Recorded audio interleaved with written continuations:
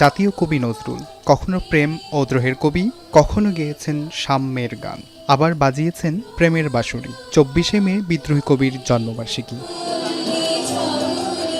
শিল্পকলা একাডেমির উদ্যোগে আয়োজন করা হয়েছে 3 দিনের নজরুল জন্মজয়ন্তী। 127তম জন্মজয়ন্তীর উদ্বোধন করেন তথ্যমন্ত্রী জহিরউদ্দিন স্বপন। মন্ত্রী নজরুলের চেতনার কথা উল্লেখ করে বলেন, জুলাইয়ের নেপথ্যেও কাজ করেছে নজরুলের অনুপ্রেরণা। নজরুল যদি একজন ব্যক্তি হিসাবে তার মনোজগতে এই পরিমাণ সম্প্রীতির অবস্থানকে লালন করে ধারণ করে তারপরে তার সৃষ্টি তিনি উপহার দিতে পারেন, তাহলে জাতি হিসাবে আমরা কেন পারবো না?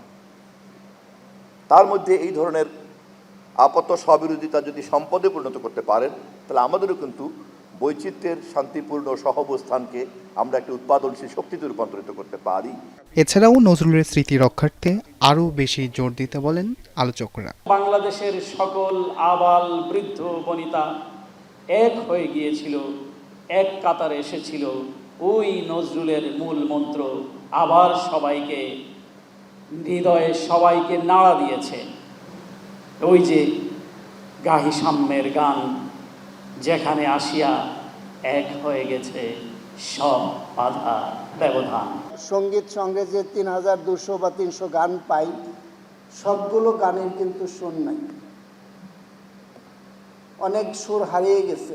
কিন্তু আমরা জানি যে নজরুল প্রায় প্রতিটা গানের সুর করেছিলেন, সুর করে তার শিষ্যদের কাছে দিয়েছিলেন, যারা পরবর্তীকালে কেউ কেউ নিজের সুরে সেগুলো প্রকাশ করেছেন।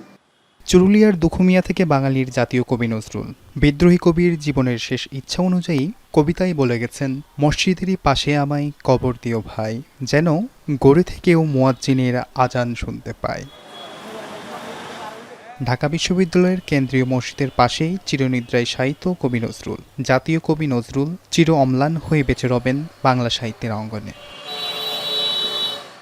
আব্দুল আল মেহেদি, এখন, ঢাকা।